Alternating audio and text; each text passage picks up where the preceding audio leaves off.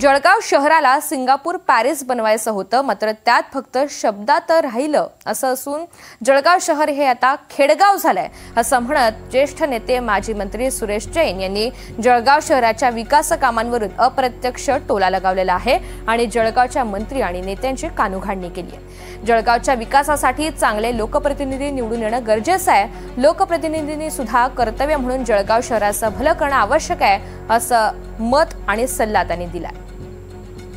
जळगावला Singapore बनवायचं होतं, Paris बनवायचं होतं, तर ते आज कुठे काय झालंय मला तर काही फक्त शब्दच आठवतात आहे।